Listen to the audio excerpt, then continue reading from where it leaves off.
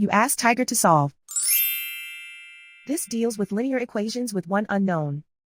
The final result is u equals 3. Let's solve it step by step. Simplify the expression. Find the greatest common factor of the numerator and denominator. Factor out and cancel the greatest common factor. Swap sides. Isolate the u. Multiply both sides by 9. Group like terms. Multiply the coefficients. Simplify the fraction. Multiply the fractions. Find the greatest common factor of the numerator and denominator.